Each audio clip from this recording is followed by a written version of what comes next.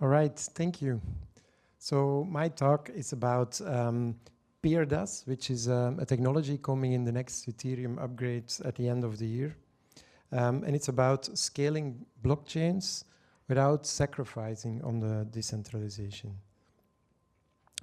Just a very short slide about me. I'm a software engineer, been all my career in software. I also studied here in the KU Leuven. It's already a very long time ago since I left here. I just realized 25 years. I've been mostly doing distributed systems. I like complex algorithms, cryptography. That's why I also studied mathematics first before doing computer science. I've been in crypto since 2015. Ever since the Ethereum white paper came out, I've been following the space very closely. I have a strong Ethereum focus, but I also look at many other parts of the Web3 industry. My focus in the last couple of years has been on infrastructure, DeFi, and institutional adoption, mostly. Currently, I'm working at Sony, and I do sometimes some technical due diligence for venture capital funds. All right, I think everyone knows the scalability trilemma, right? Just quickly repeat it here. But this is that blockchain systems, you cannot have all three, scalability, security, and decentralization at the same time, right?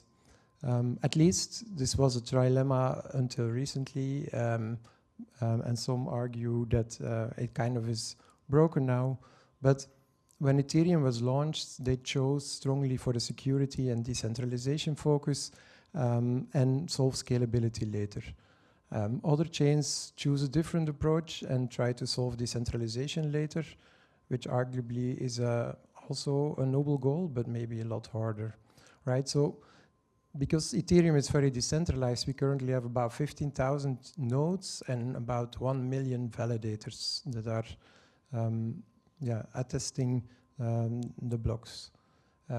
This means that anyone can still run a node because there are very low requirements in terms of hardware and internet connection, right? So you can use a standard consumer-grade internet connection, about 20 megabits is more than enough.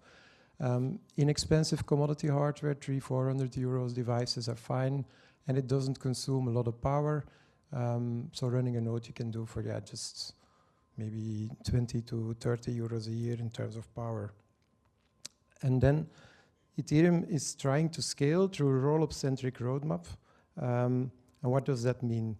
The roll-up-centric roadmap is basically a set of chains on top of the Ethereum main chain. They're separate chains, they're secured and validated by Ethereum mainnet, where the transactions are batched together from this roll-up chain to the main chain in smaller chunks. And this makes that they consume less space and there's more capacity. In the initial first iteration of roll-ups, that was already a 10x improvement. And the whole idea about making these roll-ups is to support the end state vision, right? So the end state vision for scaling Ethereum is that, we want to support eventually a world where every user on the planet is transacting multiple times per day. So that's really billions of transactions, and that's definitely something that's not yet possible today, but that's the end goal. And if you take this as an end goal, it's impossible to do that on a layer 1 chain, no matter how powerful the hardware you choose, because every node needs to get the consensus of every piece of state. That's really not possible. So you need this layered approach.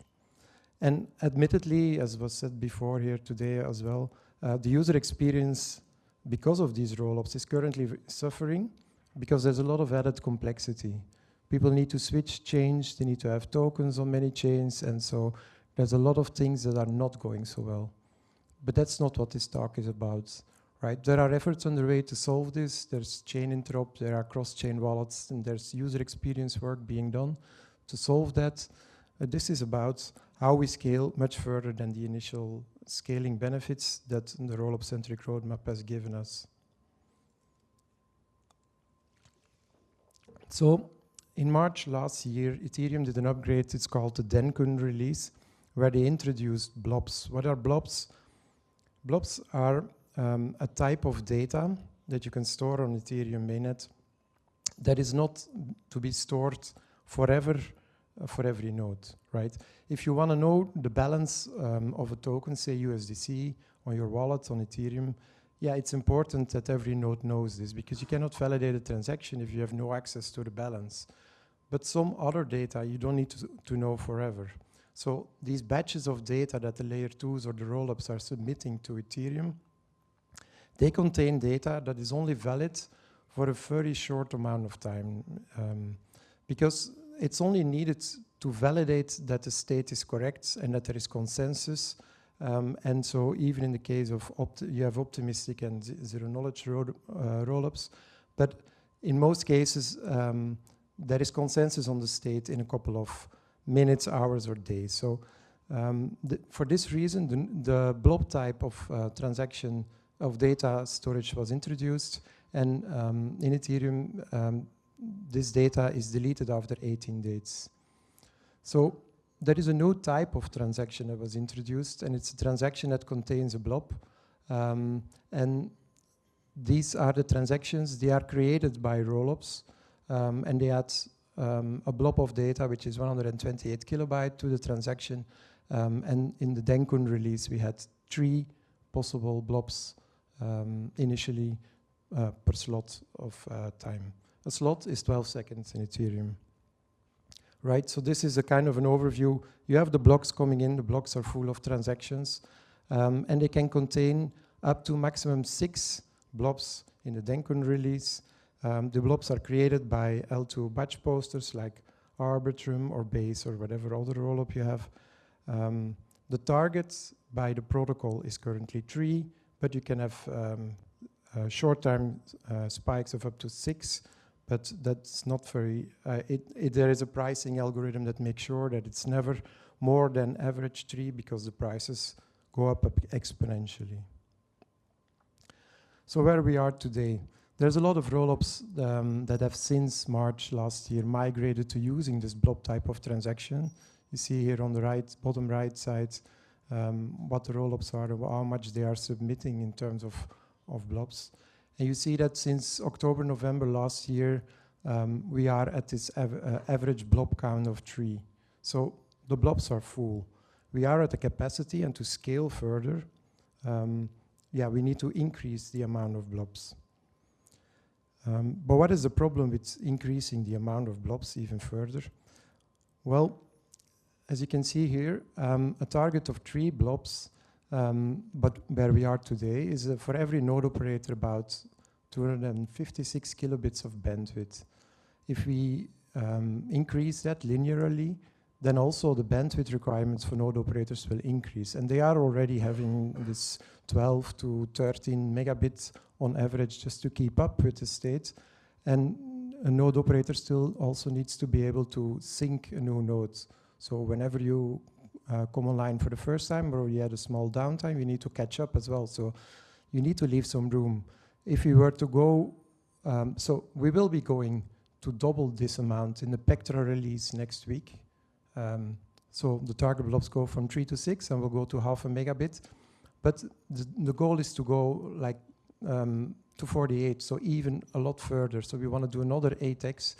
And that's something we cannot do just linearly, because that's another 4 megabit that will be adding to node operators, and a lot of nodes would drop. They will no longer be able to validate the chain, and that's something Ethereum does not want, right? So the Fusaka release, which is targeted for end of year, tries to solve this problem with a technology called PeerDAS, and I'll explain how this works. Oh yeah, on top of the megabit requirements, there's obviously also the storage capacity requirements. So this is calculated as target of blobs times the amount of slots, and then the 18 days. Right, so with PeerDAS, we're trying to scale the blob count by an 8x extra.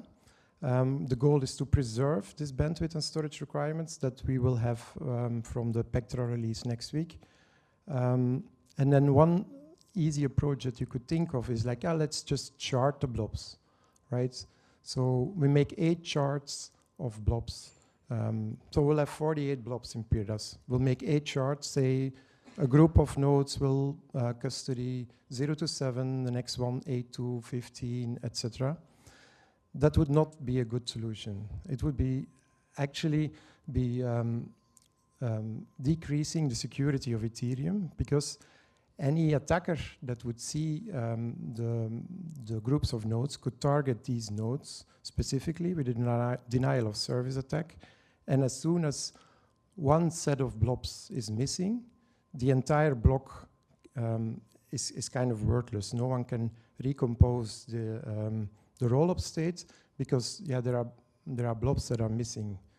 And so sharding with in 8 shards would decrease the security by 8x, and that's not an acceptable compromise. So the solution here consists of combining all these blobs, all 48 of them, and instead of horizontally grouping them, we split them vertically in 128 columns. So there's a visual slide here explaining this, but one important first step is that we do erasure coding, which is like for every blob we add another 128 kilobytes of data with erasure coding, which means that first we double the size, but if any set of half of the bytes from this new data structure is missing, we can recreate the missing pieces. So this is erasure coding, a standard technique. It's also used, for instance, in CD-ROMs and optical parts, and there's many other error correcting codes applications. So this is an existing known mathematical principle. And then we'll define columns that are to be custodied, the complete vertical row for every node. And depending on the node type, there are different requirements, right? So simple node will need to custody 4 of the 128 columns. If you're running a validator, you will need to custody 8. You can decide one extra for every additional validator. And you can still run a super node, which is probably what the RPC providers will do, where you're custodying everything. But which columns to custody is a deterministic algorithm purely from your node ID. So the node ID is publicly known, just like your IP address and everything. And anyone can determine which columns you custody based on this node ID. But it's also in such a way that no two nodes will custody, very few nodes will custody the exact same column. So the nodes that will custody column 3 will probably custody different column numbers for the other columns they have to do. And then on top of the custody requirements, there are also the sampling requirements. So every node will need to request columns from other nodes and score the peers that are serving this data on the peer-to-peer protocol and see that whatever they claim to be custodying is indeed correct, and then also validate the proofs for that. And so what do we get now? If there are some columns unavailable, they can be healed. So the black markers here are missing columns. So if a peer is not able to retrieve the 3rd and the 5th column, that's okay as long as all the other data is there. So as long as the maximum, the half of the data is missing, the cells can be healed. And so this means that an attack on the data availability layer of Ethereum, in this case, would need to make 64 columns unavailable. If it's less than 64 columns, then still all of the data is recoverable. So the end situation here is that 64 columns, that's 128 kilobytes, is completely equal to the pre-PeerDAS case. So we have the same protection in terms of node counts, while at the same time, greatly reducing the amount of data to store and the amount of bandwidth the node needs to have. So the current status is that these changes are being implemented on the execution and consensus layer clients. There's quite some changes on the consensus layer, of course. The devnets are running, bugs are being fixed, and the target is to release this by end of year. So then Ethereum will scale by 8x, but there's a gradual roadmap of increasing this blob count target with parameter-only changes and slowly increasing it from end of year onwards. So as a summary, I'd say yes, PRAS will upgrade the Ethereum scaling by 8x. The roll-up-centric roadmap is working. You can see here a picture from Grow the Pie. The blue bottom values are the total Ethereum active addresses per day, and the yellow and red ones are the layer 2 transactions per day. They're currently still going up, but quite limited because the fees would increase if the scaling of the data availability layer is not taken care of. But this is something that, shall be addressed by the end of the year. Thank you.